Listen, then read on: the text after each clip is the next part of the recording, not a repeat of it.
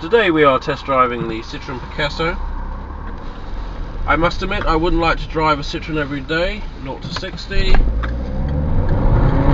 but every time I do enjoy them because it is a novelty vehicle. They are so unique, diverse and weird. 60. This vehicle has the most unusual windscreen I could possibly imagine. All this bit here slides back on both sides, and what it reveals is the largest windscreen you could possibly ever wish for.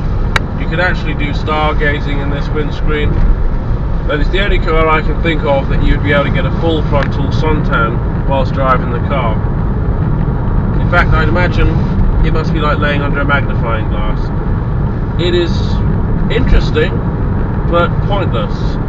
And at the same time, unless you're into watching aeroplanes while you're driving along, there really is no relevance for this at all. But it's Citroen, it's quirky, and I quite like it, even if it does feel like I'm driving in a goldfish bowl.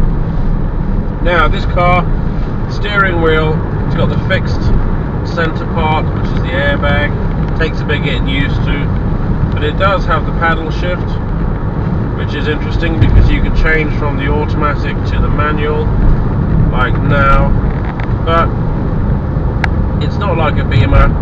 It will let you make a mistake, and the transition is very rough, and it kind of feels like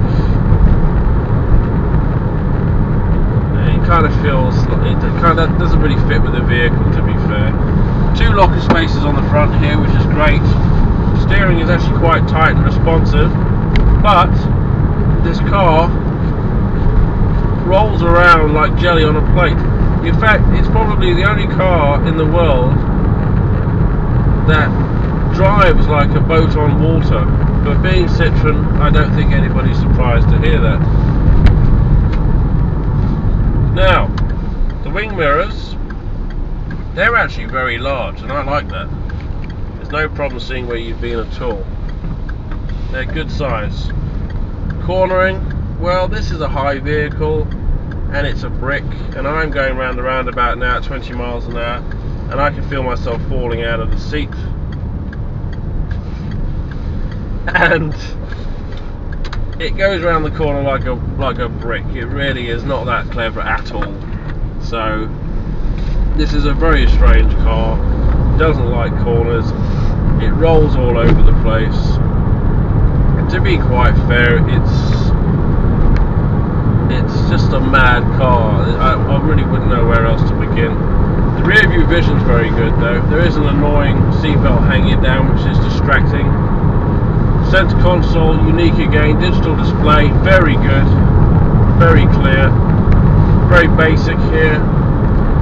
This is a vehicle which practically I think is ridiculous, but the person who goes for this car is going to like it for its uniqueness, for its quirkiness, and it's just so different from anything else on the road. Can't really compare it to anything, but as far as drivability goes in the car, I think it's dreadful. The steering's dreadful, the car's balance is dreadful, it's all over the place. As I say, it's like driving a boat on the road. The brakes can apply a gradual pressure, but they're not that great. It's a bizarre car, this, and bizarre in the true sense of the word. In fact, to be fair, car is absolutely rubbish. It takes a long time for the handbrake to release. Engine is running, lights on there.